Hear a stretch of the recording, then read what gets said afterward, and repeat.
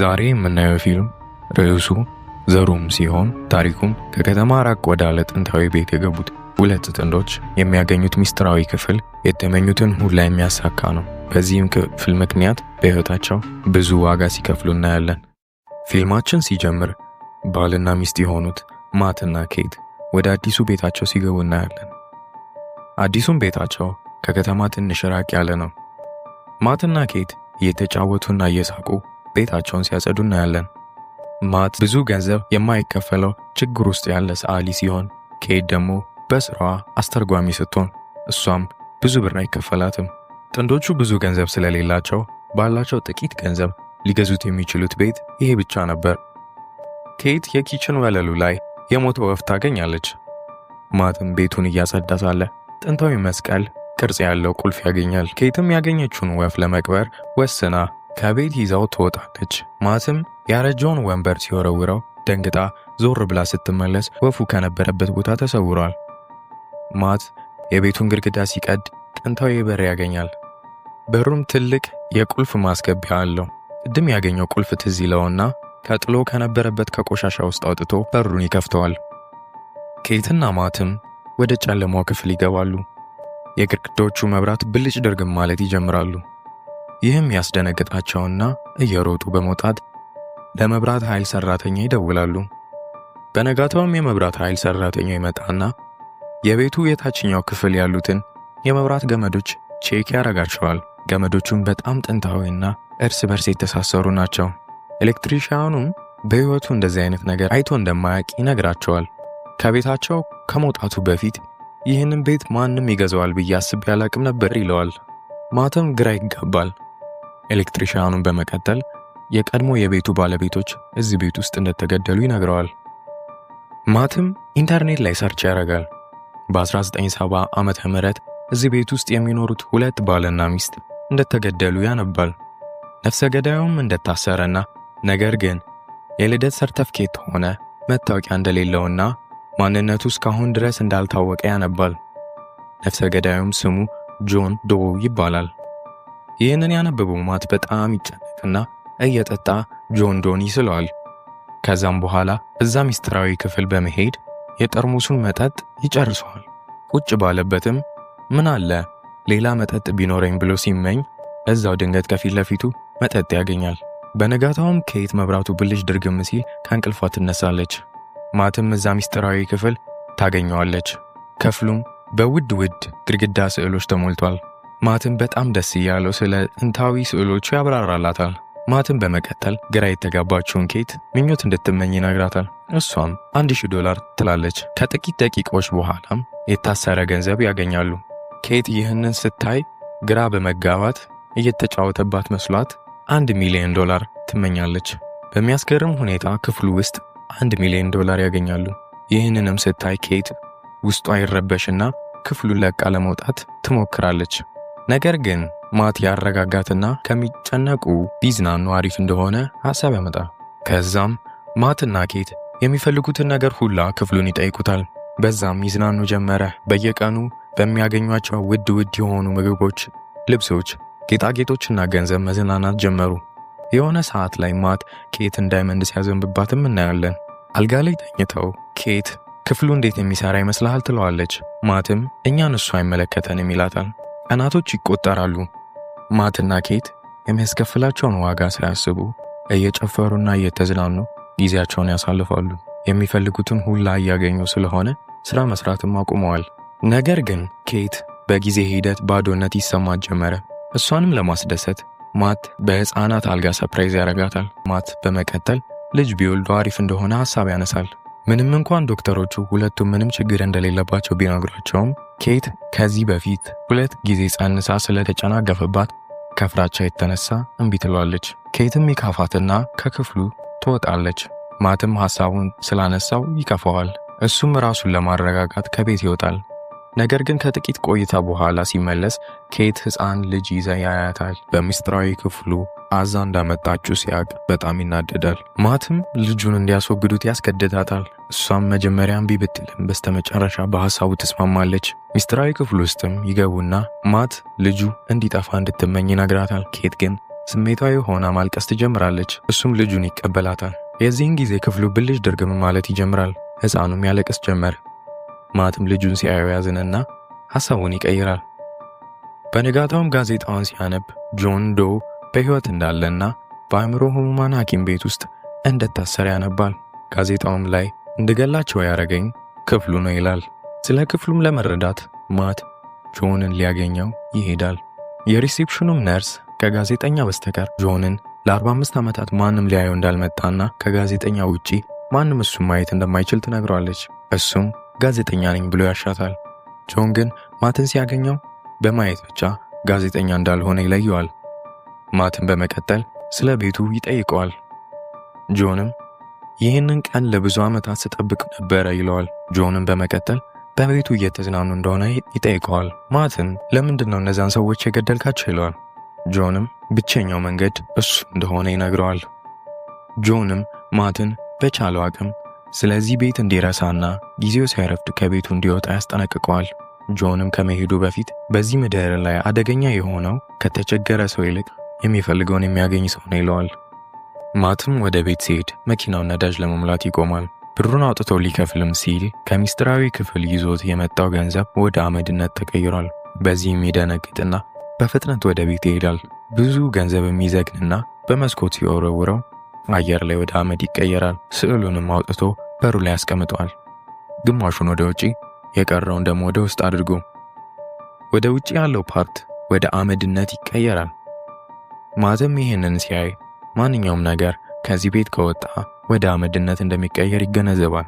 ኬትም ልጇን አቅፋ ከቤት ልትወጣ ስትል እንዳትወጣ ማት ያስጠነቅቃታል። እሷ ግን ችላ ብላው ልጁን ይዛ ትወጣለች። የዚህን ጊዜ የሕፃኑ ሰውነት መቃጠል ይጀምራል። ከዛም የተነሳ ሕፃኑ ያለቅሳል። ኬትም ደንግጣ ስትጮህ ማት ሕፃኑን አቅፎ ወደ ቤት ይዞት ይገባል። ልጁ ግን በሚያስገርም ሁኔታ አድጓል። ኬትም ሕፃኑን ካስቀመጠችው በኋላ ማት ስለ ጆን ዶ እና ምን እንደሰራ ይነግራታል። ከዛ ሚስጥራዊ ክፍል ውስጥም የተገኙ ነገሮች ከቤት ሲወጡ በፍጥነት ዕድሜያቸው እንደሚሄድና እንደሚያረጁ ያስረዳታል። ኬትም ልጇ ዕቃ ወይም ግዑዝ እንዳልሆነ ትነግረዋለች። እሱም ልጁ በክፍሉ ምክንያት እንደ 3D ፕሪንት እንደተደረገ እንድታስብ ይነግራታል። ይህ ሁላ ቢፈጠርም ግን ኬት ልጇን እንደ ራሷ አድርጋ ለማሳደግ ትቆርጣለች። ስሙንም ሼን ትለዋለች። ከቤት መውጣት ስለማይችል ቤት ውስጥ ታስተምረው ጀመር። አንድ ቀን ኬት እያስተማረችው ሳለ ስለ ካምፒንግ ታወራለች። ሼንም ካምፒንግ መሄድ እንደሚፈልግ ይነግራታል። ኬት ግን በሽተኛ ስለሆነ ከቤት መውጣት እንደማይችልና ከቤት ከወጣ ሊሞት እንደሚችል ትነግረዋለች። ይህም ሼንን ያናድደዋል። ከዛም እስራሶቹን መወርወር ይጀምራል። ኬትም የወረወረውን እስራሶች ለማምጣት ስትነሳ በሩን እላዋ ላይ ይዘጋባታል። ከጥቂት ጊዜ በኋላም ዴሊቨሪ የሚያደርሰው ሰውዬ ቤታቸው ይመጣና አነስ ያለ ቦክስ ለኬት ይሰጣታል። ዕቃውም ሽጉጥ እንደነበረ ከፊልሙ እንረዳለን። ከጥቂት ቀናት በኋላም ኬት በራሷ ዓለም ተመስጣ ሳለ ሼን እናቱ ሳታዩ የፊት ለፊት በር በመክፈት እጁን ያወጣል። ኬትም በፍጥነት ጎትታ ታስገባዋለች። እጁንም ስትመለከተው ምንም አልሆነም። ከዚህ ክስተት በኋላ ኬት ከፍራቻ የተነሳ መስኮቶቹንና በሩን በእንጨት ትዘጋቸዋለች። በነጋታውም ማት ሽጉጥ ሊለማመድ ሲሄድ ሼን ወደ ማት ክፍል በመሄድ የበረዶ ግሎቡን ይወስደዋል። ድንገትም ከሼን እጅ ላይ ወድቆ ይሰበራል። ማትም ከልምምዱ ሲመለስ ሼንን ቢሮ ውስጥ ያገኘዋል። በጣምም በመናደድ ይቆጣዋል። ኬትና ማት ሲጨቃጨቁ ሼን ከውጪ ሆኖ ይሰማል። ኬትም ለማት ልጃቸውን እንዲያከብረውና እንደ ልጁ እንዲያዩ ትነግረዋለች። ማትም እንደማይመለከተውና ትክክለኛ ልጃቸው እንዳልሆነ ይነግራታል። አመሻሽ ላይ ሼን ቤት ውስጥ ሲዞር ሚስጥራዊ ክፍሉን ያገኘዋል። በነጋታውም ማት ከእንቅልፉ ሲነቃ ቅድም የተሰበረው የበረዶ ግሎብ አዲስ ሆኖ ያገኘዋል። እየሮጠም ኬት ጋር በመሄድ እሷ እንደሰራችው ይጠይቃታል። እሷም እኔ አይደለሁም ስትል ትመልስላታለች። ሁለቱም ተያይዘው ወደ ሚስጥራዊ ክፍል ይሄዳሉ። በሚያስገርም ሁኔታ ሼን ትልቅ ጫካ ሰርቶ ያገኙታል። ሼንም ከሰራው የበረዶ አሻንጉሊት ጋር ጫወት ነበር። ኬትም ስታየው በጣም ደስ ይላታል። ማት ግን በመናደድ ጎትቶ ከክፍሉ ያወጣዋል። ከዛም ሁለተኛ እዛ ክፍል እንዳይገባ ያስጠነቅቀውና በሩን ይቆልፍበታል። በኋላ ላይ ኬት እና ማት በተፈጠረው ሁኔታ ይጋጫሉ። ሼንም የሚፈጠረውን ነገር ተደብቆ እየሰማ ነበር። ኬትም በማት ባህሪ እንደተናደደች ትነግረዋለች። ማትም ሼን በእንደዚህ አይነት ከባድ ማጂክ መጫወት እንደሌለበት ይነግራታል። ምክንያቱም በጣም አደገኛ ነገር ቢመኝ ለሁሉም ሕይወት አደጋ እንደሚሆን ይነግራታል። በዚህ ጭቅጭቃቸው መሃል የቤት ስልኩ ድንገት ይጠራል። ሼንም ያነሳውና ማናገር ይጀምራል። የደወለውም ጆን ነበረ። የሼንም ድምፅ ሲሰማ ይደነግጣል። ማትም ስልኩን ከሼን ይቀማውና ስላነሳው ይቆጣዋል። ማትም ጆንን ስልካቸውን እንዴት እንዳገኘው ይጠይቀዋል። ጆንም ስለ አዲሱ ልጃቸው እንኳን ደስ አለ ይለዋል። ማትም ልጁ ቶሎ ሳያረጅ ከቤት እንዴት መውጣት እንደሚችሉ ይጠይቀዋል። ኬትም የሚያወሩትን ነገር በሌላ ስልክ ሆና እየሰማች ነበር። ጆንም ሼንን መጀመሪያ የተመኘው ሰው እስካልሞተ ድረስ ልጁ ትክክለኛ ሰው እንደማይሆን ይነግረዋል። ጆንም ከዚህ በፊት እዛ ቤት የሚኖሩት ሰዎች እንደነሱ ልጅ እንደተመኙና ልጃቸው ራሱ ጆን እንደሆነ ይነግረዋል። ቤተሰቦቹ እንደ ጤነኛ ሰው እንዲኖር ይፈልጉ ነበረ። ለዛ ደግሞ እነሱ መሞት እንዳለባቸው ስለተረዱ መጀመሪያ ሚስትየው ባሏን ትገላውና ጆን ደግሞ እሷን እንዲገላት እንዳረገች ይነግረዋል። ኬትም በሌላ ስልክ ሆና ይህንን ስትሰማ በጣም ትደነግጥና ከቤት ትወጣለች። ምንም እንኳን ቢመሽም ኬት እስካሁን ወደ ቤት አልተመለሰችም። ማት በጣም በመጨነቅ ደጋግሞ ይደውልላታል። እሷ ግን አታነሳም። ኬትም ሆነ ብላ ልጇ እንዲኖር በመፈለግ ራሷን በመኪና አደጋ ለማጥፋት ትሞክራለች። ነገር ግን ትፈራና ሐሳቧን ትቀይራለች። ሼንም በመጨነቅ እናቱ የት እንደሆነች ይጠይቀዋል። ማትም የት እንደሄደች እንደማያውቅ ይነግረዋል። ሼን ግን ደጋግሞ የት እንደሆነች መልሶ ይጠይቀዋል። ማትም በጣም በመናደድ እሱ ትክክለኛ ሰው እንዳልሆነና እነሱም ቤተሰቦቹ እንዳልሆኑ ይነግረዋል። ከቤትም ከወጣ ቶሎ እንደሚያረጅና ወደ አመድ እንደሚቀየር ይነግረዋል። ሼን ግን ውሸት ነው ይለዋል። ማትም ልጁን ያንጠለጥለውና እስቲ ከዚህ ቤት ውጣ ብሎ በሩን ይከፍትለታል። ማትም በመቀጠል ከዛሬ 3 ወር በፊት ምን እንደነበረ የሚያስታውስ ከሆነ ይጠይቀዋል። ሼንም እያለቀሰ እየሮጠ ወደ ክፍሉ ይገባል። ማትም ባረገው ነገር ተጸጽቶ ሼንን ይቅርታ ይጠይቀዋል። ሼንም ይቅርታውን ይቀበለዋል። ኬትም ወደ ቤት ስትመለስ ማትና ሼን አልጋ ላይ አንድ ላይ ተኝተው ታያቸዋለች። ማትም ከእንቅልፉ ይነሳና ኬትን ይስማታል። አብረውም ይተኛሉ። ሼንም የሚያረጉትን ነገር በበሩ ቀዳዳ እያያቸው ነበረ። ማትና ኬት በተኙበትም ሼን ከአባቱ ኪስ የቤቱን ቁልፍ ይወስደዋል። ጠዋት ላይም ከእንቅልፋቸው ተነስተው ወደ ሼን ክፍል ሲሄዱ ሼን አልጋው ላይ የለም። የቤቱን በር ተከፍቶና መሬት ላይ የሼን ልብስ ወድቆ ሲያዩ ይደነግጣሉ። ማትና ኬት ወጣት ልጅ በሩቁ ያያሉ። ልጁም ሼን ነበረ።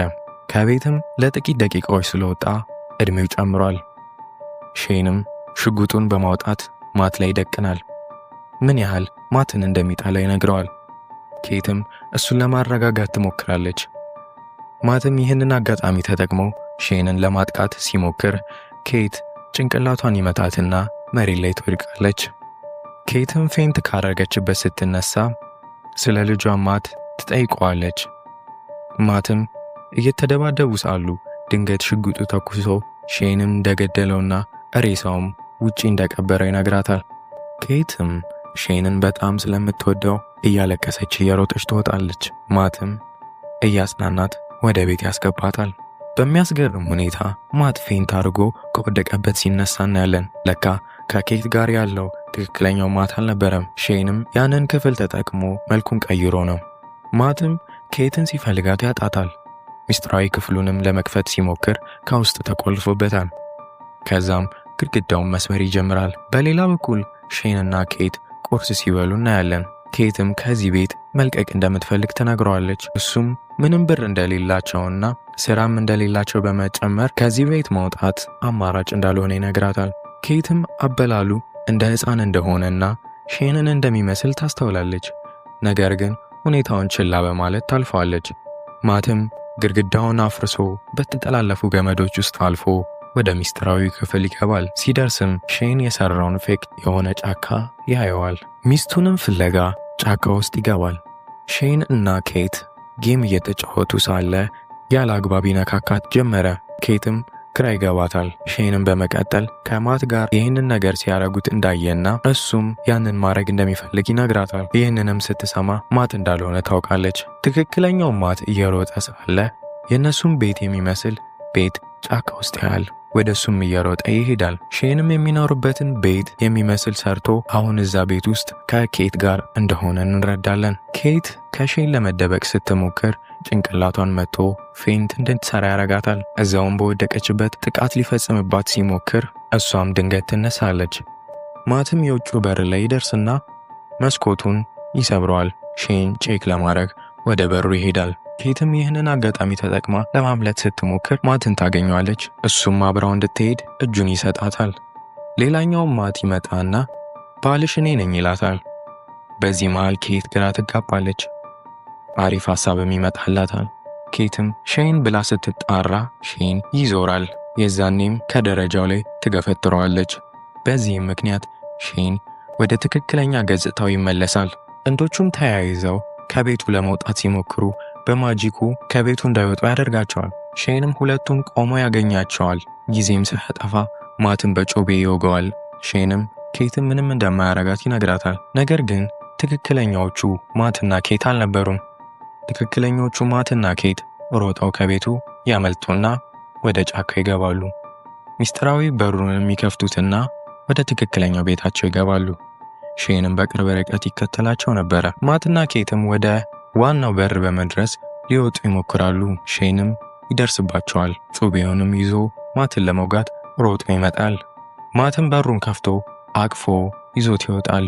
ሼንም ደንግጦ ወደ ቤቱ ሊመለስ ሲሞክር ኬት በሩን ትዘጋበታለች።